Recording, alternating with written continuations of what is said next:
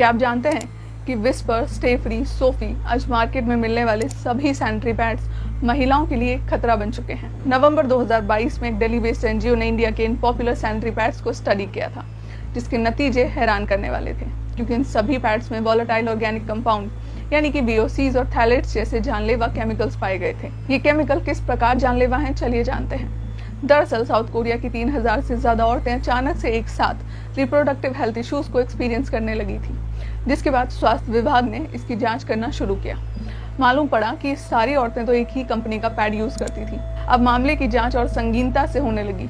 तब पता लगा कि बीमारियां तो वही VOC और थैलेट्स जैसे टॉक्सिक केमिकल्स की वजह से फैल रही थी, जो आज हर इंडियन सैनिटरी पैड में इस्तेमाल किए जा रहे हैं। साल 1999 में एक एक्सपेरिमेंट हुआ था, जिसमें कुछ फीमेल सब्जेक्ट्स को इक्वल क्वांटिटी में एस्ट्रोजन, जो कि एक हार्मोन होता है, उसके डोज को एडमिनिस्टर किया गया था। आधी औरतों को एस्ट्रोजन ओरली यानी कि मुंह से निकलने को बोला गया था और आधी औरतों को वजाइना के थ्रू एडमिनिस्टर किया गया था। आप यकीन नहीं करोगे, लेकिन जिन सब्जेक्ट्स को वजाइनल डोज दिया गया था ना, उनके ब्लड में एस्ट्रोजन लेवल 10 टाइम्स ज्यादा था एज कम्पेयर टू वो औरतें जिन्होंने इसे ओरली पिया था। कहने का मतलब है कि जो वजाइना की स्किन होती है बहुत ही ज्यादा सेंसिटिव होती है और बाकी की बॉडी की स्किन के कंपैरिजन में ये बहुत ज्यादा परमिएबल एंड एब्जॉर्बेंट होती है।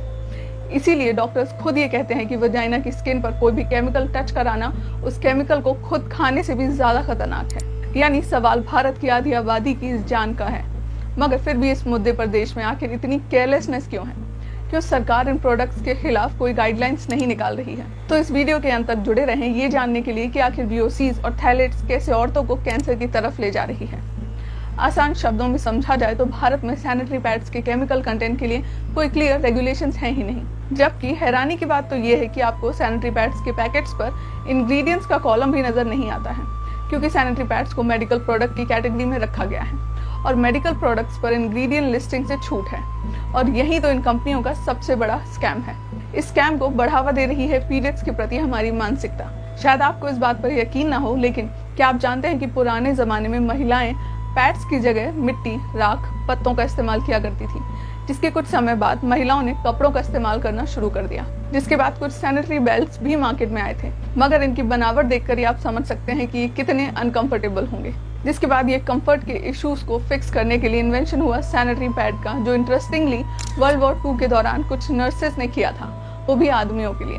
घायल सोल्जर्स को ट्रीट करने के लिए उस समय सेल्यूकॉटन नाम का एक अब्सॉर्प्टिव मटेरियल यूज होता था। कुछ नर्सेस को रियलाइज हुआ कि मटेरियल तो मेंस्ट्रुअल ब्लड को भी सोखने के लिए एकदम परफेक्ट है, और ऐसे ही the first sanitary pad was made. 70 के दशक में पैड्स तो इन्वेंट हो गए, जो कि फीमेल हाइजीन का सबसे बड़ा पार्ट है, मगर फिर भी हमारे देश में इस टॉपिक को लेकर कई सारे टैबूज थे।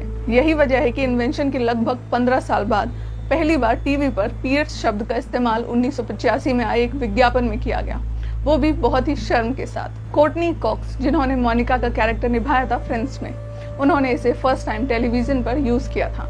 इनफैक्ट आज भी अगर आपने नोटिस किया हो तो बहुत समय तक सैनिटरी पैड्स के विज्ञापन में ब्लड को रिप्रेजेंट करने के लिए ब्लू जेल जैसे लिक्विड को दिखाया जाता था।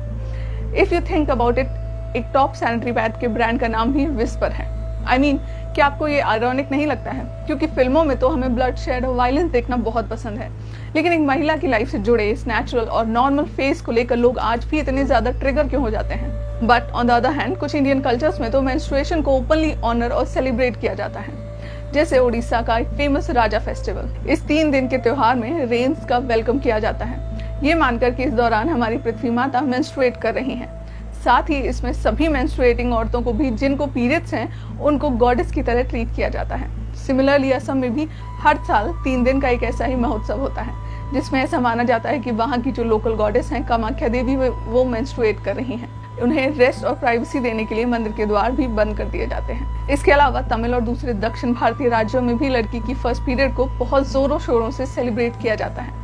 इसे हाफ साड़ी फेस्टिवल भी कहा जाता है, जहाँ पर लड़कियों को आधी साड़ी पहनाकर उनकी पूजा की जाती है और उन्हें बहुत सारे गिफ्ट भी दिए जाते हैं। इनफैक्ट हिंदू धर्म में तो कॉस्मिक योनि यानी कि वजाइना को यूनिवर्स की शुरुआत का सिंबल माना जाता है, एंड इसीलिए हमारे धर्म में योनि पूजा भी बहुत प्रिवलेंट है।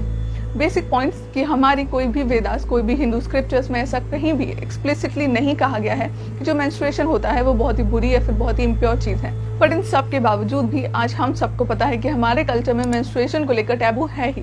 अब हाल ही में हुए एक इंसिडेंट को ही ले लो।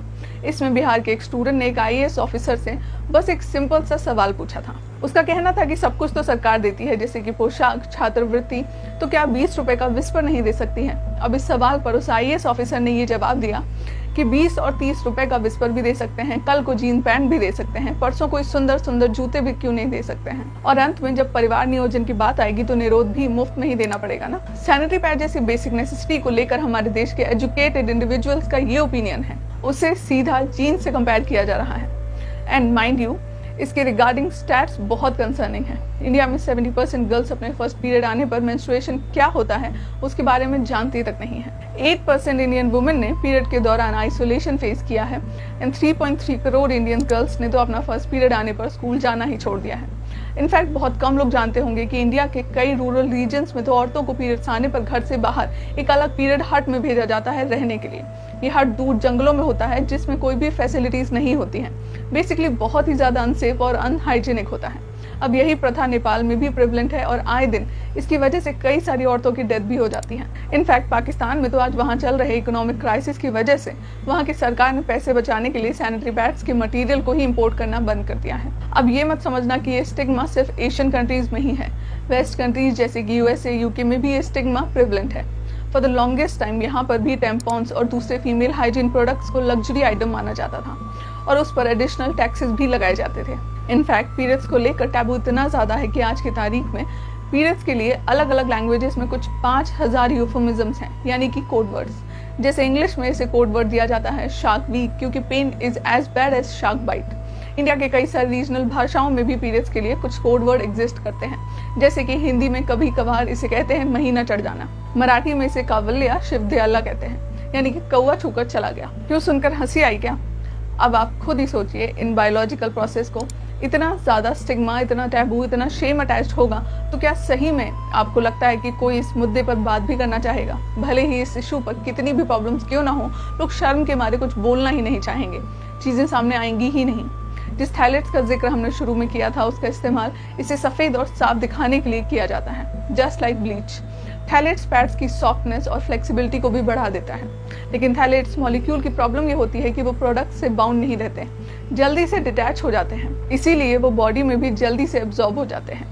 अब लंबे समय तक इसका एक्सपोजर होने पर ये रिप्रोडक्टिव, न्यूरोलॉजिकल और इवन कार्डियोवास्कुलर प्रॉब्लम्स कॉज कर सकती हैं एंड इनफैक्ट ये ब्रेस्ट कैंसर जैसे डिसीजेस से भी लिंक्ड होते हैं। नेक्स्ट है VOCs, यानी कि वॉलेटाइल ऑर्गेनिक कंपाउंड्स, जो कि पैड्स को बेसिकली एक अच्छी फ्रेग्रेंस देते हैं, इसीलिए इवेपोरेट होकर वजाइनल स्किन में बहुत अच्छे से एब्जॉर्ब हो जाते हैं। लेकिन इसके लॉन्ग टाइम एक्सपोजर से पैरालिसिस और मेमोरी लॉस जैसे न्यूरोलॉजिकल इफेक्ट तक हो सकते हैं एंड वर्स्ट केस सिनेरियो तो अगेन वही है, कैंसर दे सकते हैं। अब ये सब के अलावा पैड्स में पेस्टिसाइड्स और प्लास्टिक्स भी पाए जाते हैं। ऐसा कहते हैं कि सैनिटरी बैग को लीक प्रूफ बनाने के लिए इनमें 4 प्लास्टिक बैग्स के बराबर की प्लास्टिक यूज किया जाता है एंड इन प्लास्टिक बैग्स को डिकम्पोज होने में 500 से 600 साल लग सकते हैं। मतलब कि आपके हेल्थ के साथ साथ ये एनवायरनमेंट के लिए भी बहुत बड़ा बर्डन है।